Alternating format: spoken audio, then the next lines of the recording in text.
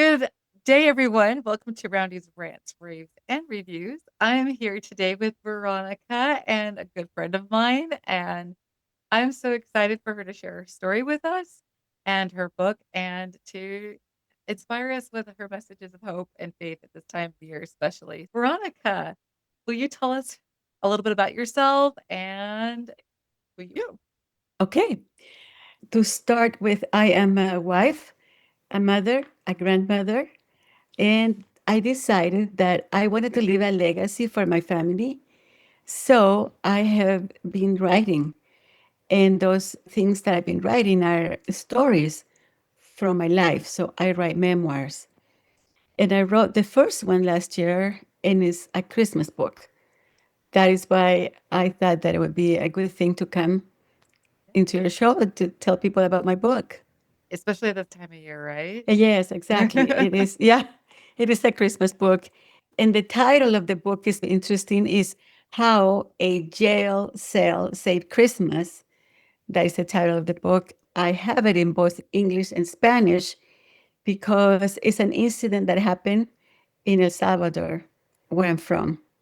And it's a story how I went and I was able to get three young men from jail that were in jail.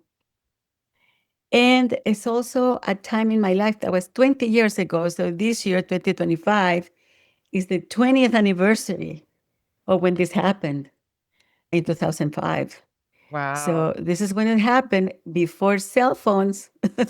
Maybe there were cell phones, but they were not like today, They're right? definitely So they're they before were so much technology, yeah. they were those bricks back in the day, right? Yeah, there were those bricks that you had.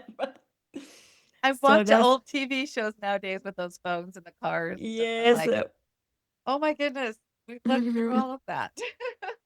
And of course, some cars had phones, but that was it. Yeah, That was all that people had back uh, early. yeah. The 2000s, maybe there were. I can't even remember. It's been so long, but See, I know that you didn't have anything like what we do today. no. Like to get to one place, from one place to another, you have to have a Mhm. map that you had to look at lines and where to go, and Yeah, no GPS. and Anyway, but the, and yet we managed to survive. and somehow we did. We did. No cell phones or anything like that. No GPS. I don't know how we did it, but we managed. We survived. Yeah. That's awesome. So this book is going back those many years, 20 years ago. And Feel like it's been that long yet, or does it feel like it's been longer because of that?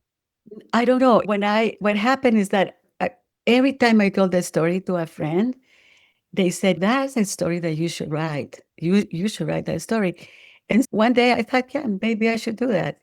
And I went through my journals because I keep journals. And as I was looking at all my writing, my journals, and then I thought, there's more to the story. There is also about what I was going through, what my life was about at the time. And so it has a little twist. It's about something very personal that I was going through and also helping someone else. So at the end of the day, what I found out in the book, and you can see how it starts really dark and then it turns into lighter and then light at the end, is that really the center of the book, and because it's a Christmas book, is about how Christ has that. If you have that little hope, that things will get better, that there's just that chance that you're going to get over whatever situation you're dealing with. There's that little light, that little candle, and the book has a candle throughout the pages of the book. That light of Christ is what kept me going. And that's the story in my Christmas book. Yeah. Oh. So when did you start working on actually writing? I know people had told you over and over again you need to do it. When did you actually start actually writing? When it was because of the pandemic. Mm, It was because of the pandemic. It was a time that I was at the time living in Argentina. I was in Buenos Aires, and some places around the world were really strict. And that was one of them. We couldn't, for about I would say almost 18 months, we couldn't leave our apartment more than 3 blocks around. So if I went, so I could walk to the store, I could walk to get to the pharmacy, I could walk to the bakery, places like that. But if I got in my car to go anywhere and I got stopped, I had to show that I had permission to be out and about. And yeah, and so for all those months, I was kept in my apartment. And that's when I thought, oh, maybe this is a good time to start writing. And another thing that happened is that I keep a journal, a daily journal, like a diary. And I write something every day about what I did that day, what I learned, something that I said that I shouldn't have said, something that someone said to me. And I just write little things. And I have so many books like that. And I have them in this huge closet. And someone said, nobody will read that. Really. Nobody will take the time. Number one, because you are writing half of it is in Spanish and nobody doesn't understand what you're writing. Half of it is in Spanish, and nobody will have the time. So what you need to do is capture a story and just write a book, just write a memoir using whatever you have there. You have material to write books, so just use those, and that way they'll be published, and then you have a legacy that you are going to leave behind rather than having all those books. I would say that I probably have about 80 books. Yeah. And as a And genealogist, I think that's amazing. I'm like, yes, oh, write your stories, save those, leave them say behind that. for people. But I get it. People, if you have if you have the stories also written there too that are like fully complete of the whole story, and also Right. as a genealogist, I'm like, yes, write those journals. So keep writing your journals. It's okay. I know. So anyway, and so it was 2020 Mhm. when I started writing. And that is also when I believe that is when Richard Paul Evans was starting his groups with the honorary community about that time. And so I knew about him because he was a graphic designer many years ago before he even started writing his first book. And I knew of him as a graphic designer. And then I followed him, all his books and everything he's written. So I thought that was someone I could trust. And that's how I decided to go with that, with what he was doing. And we have this community. It's been so amazing to have writers together in our I Tuesday know. calls that I can think of. And I, you were up at the ranch even, I think. Isn't that where I I was at the ranch. I have been twice. This year, we had weddings and we had family reunions. And every time he had it, I couldn't go. And the only time I could go is when he didn't have it, because he never has it during the Father's Day weekend. That never touches that weekend. And that's the only weekend that I could have gone this year. And another bit of news is that I am going through, I don't know, I've been going through trainings and getting ready to go on a mission and for my church. And so that was beginning February of 2026. And from that point until 2028 is I'll be buried. You're like, I'm going to fall off the face of the earth. we will pay attention to the other things you're doing, which are amazing works that way too. That's exciting that So you that's got what to I'm call working on again, right or now. you just putting in papers. No, what happened is that we were called.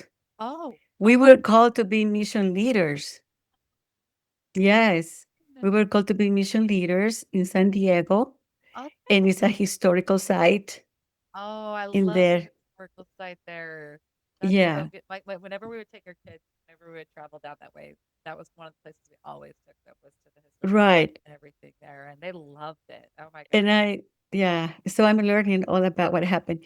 It's the story of the Mormon battalion and how they were able to survive because of that.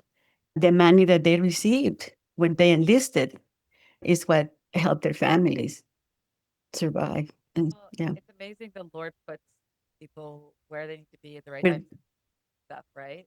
yes, that is so I will learn so much when I'm there, and maybe I'll write something in the future about that experience. I don't know, but it will be a sweet thing. It's something I'm looking forward to doing in the next 2 years. That's so much fun and so exciting if we get down to San Diego on the way Yes. to So you. this to me is the only chance Right. to let people know that I have a book. I And have a book, and that everybody who has read the book has really enjoyed it. And I even had people come to me and said, after I read your book, I called my former husband and I asked for forgiveness. Things like that people have said to me. So I think it has helped some people deal with forgiveness the way I talk about it in the book. Anyway, so at least I feel that if it helped one person, I'm okay with that. exactly, it's all about reaching that one, and sometimes that one is ourselves. I know when we talked before, you were writing this book about helping those people in El Salvador, but really it was about helping yourself in so many ways. As I was reading the book, the things that you were going through, and the things you were learning about yourself, and the hard times you were going through. Was this a healing experience for you? I know it's helping others, but was this a healing experience for you in some ways? The experience is something that has stayed with me all these years. So it was very healing for me to be able to go through that experience. And then I forgot about myself. I wasn't like just every day thinking for me, why this is happening to me. I was able to forget about that while I was helping someone else. So that is like the underlying effect in the book. Anyway, I don't know if was that your question? Somewhat, yeah, but was when you wrote the book, did that also help you maybe heal in some ways too, to look Yes. back and realize that? I believe that every person needs to write a book because I think that whatever you write is something that is obviously special to you.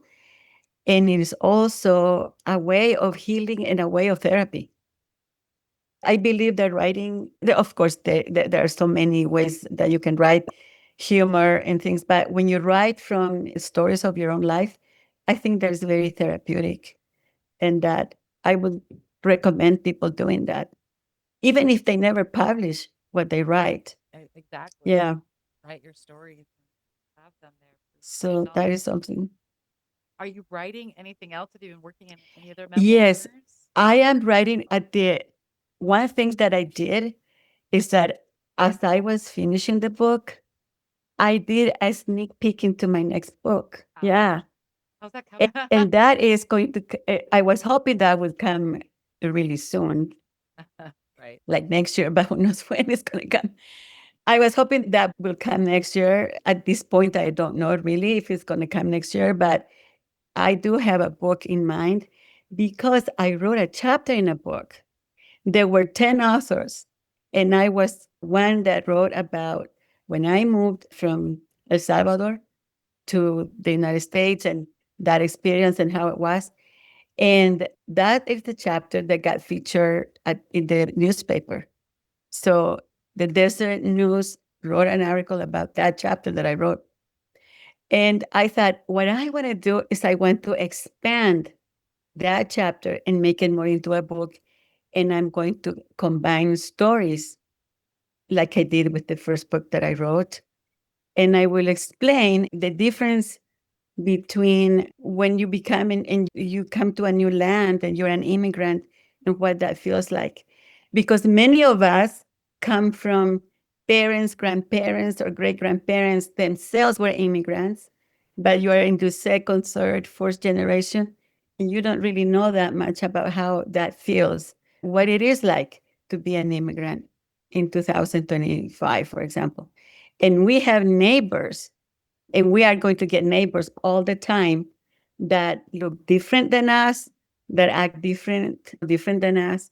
And so that's why I'm writing the book, just so that people can have more understanding of the communities that are moving into our cities. Incredible. And it's such an important thing to realize other people have stories and lives, and that and sometimes we don't understand them unless we take the time to pay attention Yeah, and listen. exactly. I always ask this question: what are the books that inspired you? What were you reading and doing? I know it's probably not a lot of American literature Yeah. when you were younger, but what are the stories and things that you read as young that inspired you? I have always loved reading about people's lives, like biographies and what people have done. And so I remember reading about John Adams. Yeah, I remember reading, and I thought I really because those the type of books that I really like to read and get involved. I have always been fascinated about how the United States came about, the people that came to this country. I always have been fascinated about that because when I was like when you are in like third and fourth grade, the teacher tells you you're starting to learn more about your city and your country and places around the world and your continents and things like that. And I remember that this teacher, I think I was in fourth or fifth grade, and she said, anyone here knows the country or the president of your own country, like you know who the president is. And everybody in their own country know who their president is. But they also know who is the president of the United States. They know who he is. And no other country has that, she said. We know who the president is right now. And today, you ask any person in Africa, in Latin America, no matter where you are, who is the president of the United States? They will tell you who he is. Good or bad, they So will tell you. whether he's notoriously not known or whatever, but yeah. And so I always been fascinated by those kinds of things, and also about the way how the Constitution came about and how this land was so special and so blessed. And those kind of things got me into, okay, I want to write about things that have to do with my life and how I have ended up here, living here instead of where I came from. And I don't think I told you, but at the time when I wrote this book, no, at the time when this story happened, I was the honorary consul for El Salvador in the state of Utah. I was doing that. I was helping people from El Salvador. If they ever got into any issues, any problems, I was the one that they called for anything. And as I was doing that, a mother called me, and she was not from El Salvador. She was from the United States. And she called me saying, I have a son in jail with two of his friends, and they don't know the language, and they don't know why they are being booked into the jail cells. So that's how I got involved with this story. And when you are an honorary consul, you are doing it just as a volunteer. You don't get paid to do that. And so anything that I did it because I felt that I needed to without getting paid to do it. And so anyway, I just want to let you know that's one thing that I did. That's one of the hats that that I used to wear at one time. Along with understanding all of the things about our country. Yes, exactly. Yeah. You Yeah. probably know more about our country and how it works than most.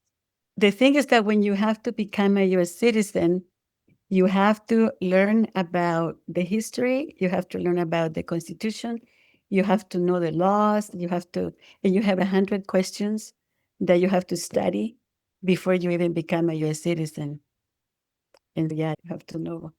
I wish And more you have to know the language too. You cannot be a US citizen unless you know the language. That's I wish one.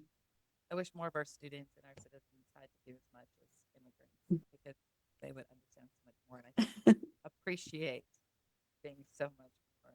Yes.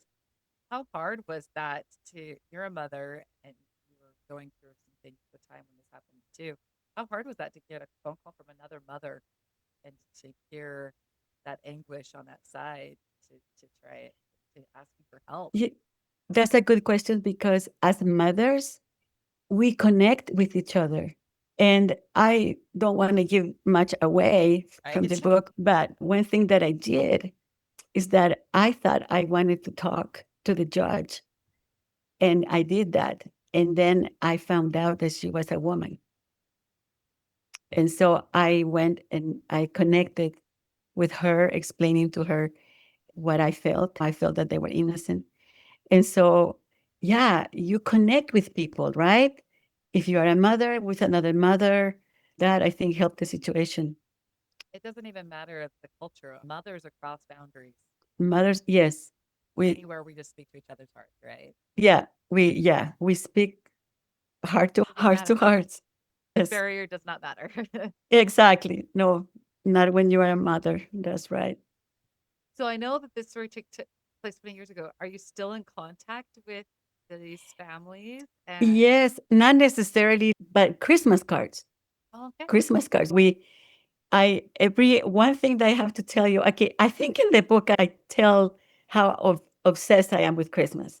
right, Okay, yes. and so one thing that I do during the Christmas time, I go over all the people because I write every day.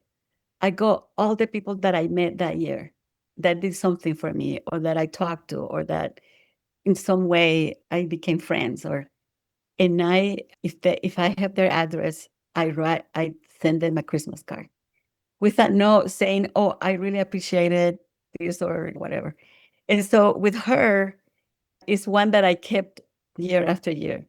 Some you just do it for a couple of years and then they fade away because you don't ever see them again. But some you keep every year. And with the mother of this young man, every year she writes me and I write to her. And she thanked me last year. She sent me a note when she knew that I had written the book. And she even told me that one day we should get together and she will take out her journals of what she was writing at the time and we will compare notes.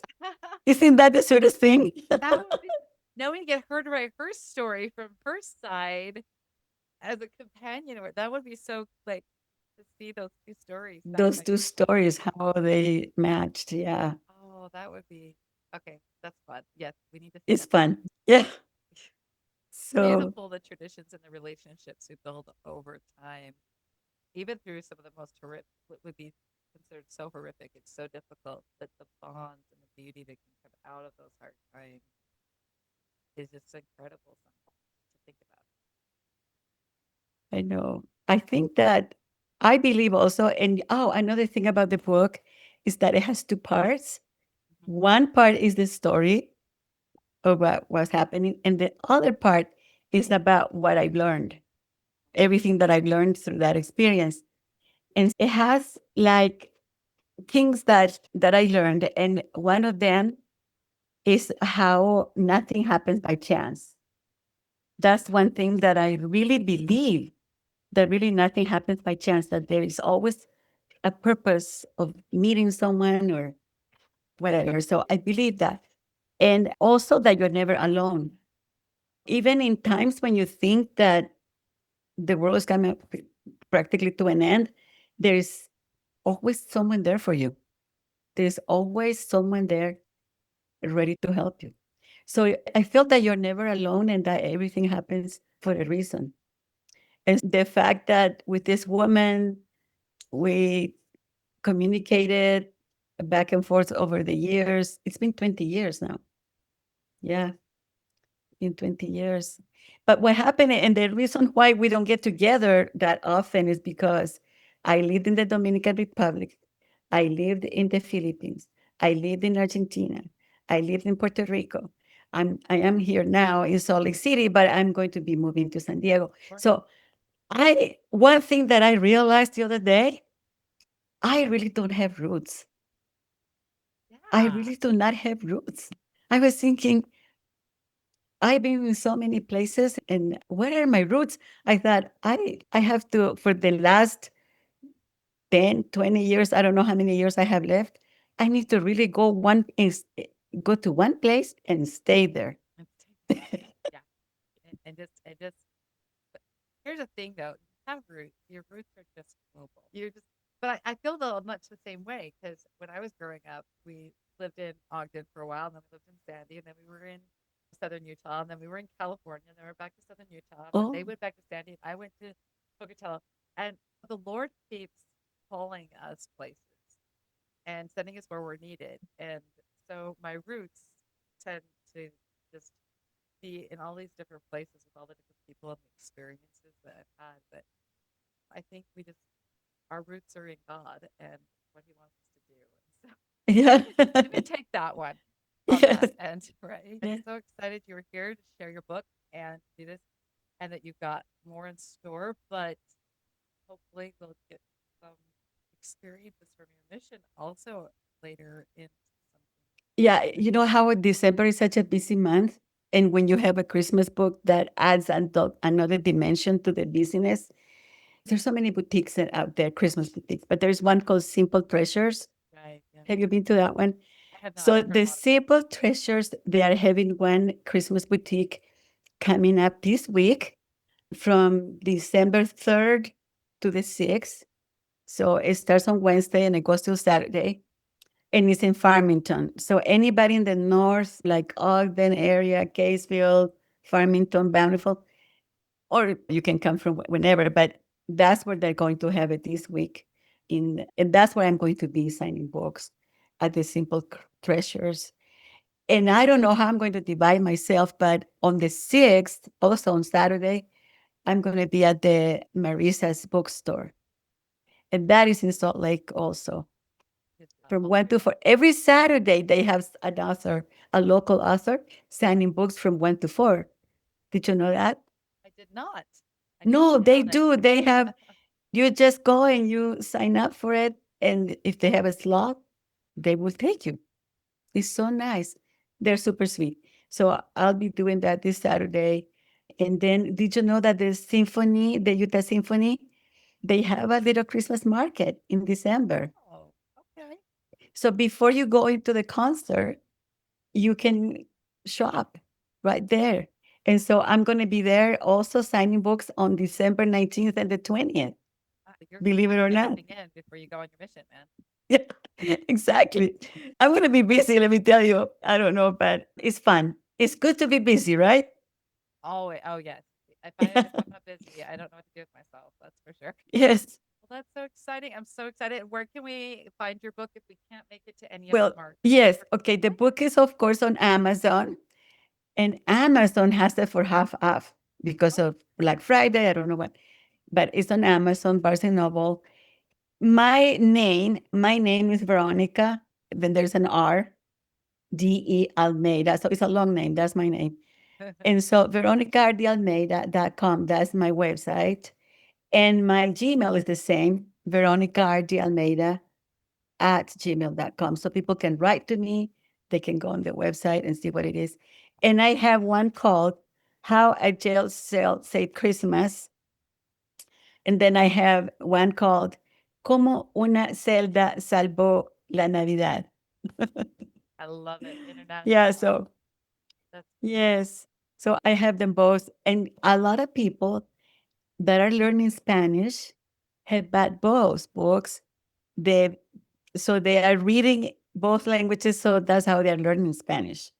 a good idea. So if you know a Spanish teacher that wants to promote my book for that, they can get the both the English and the Spanish version, and it's an easy reading. It isn't hard to read these books, the Spanish or the English one. So it's for, I think, any person can read it. The subject is not like a child's book. This is not a children's book. It's more for an adult reader. But it is, I think, it's a book that will help people. So sometimes if they're dealing with some type of disappointment in their lives, I think this is a good book for that. It is Yeah. a beautiful book. It touched me in so many ways when I read it. I need to go back and read it again this season. Thank you. Remind myself of, yeah, this is what Christmas and life in Christ is all about right now. Yes. It's helping and serving. And don't you love this season of the year? I do, and especially when you talk about the light, that light of Christ, because I just love looking at the lights and just Yes. reminding myself and filling myself with that. So Yes, I know. beautiful woman. I loved your book launch last year when we went because it was Oh, remember that you were there. I know. It was so fun. Believe it or not, that was over a year ago. It I doesn't know. take that long. How is it that It how doesn't is take it that the time goes by so fast? I don't know. it's So but I love the community that we have together. I love how we help each other. And I really have to say, I really appreciate how you're the cheerleader for all of us. And I really appreciate that about you. You have a good heart and you're always like our cheerleader. I try. I wanna help. I Right. love helping No, people. I really appreciate what you do and to have the podcast. And that way you get to know people better. You Exactly. don't know the authors, you don't know their lives, you don't know anything unless they come to your podcast. It's And so interesting. it's a great way to understand people and their stories so much better and build those bridges. And it's been a wonderful experience so far, and I'm really glad I'm doing it. It's been fun.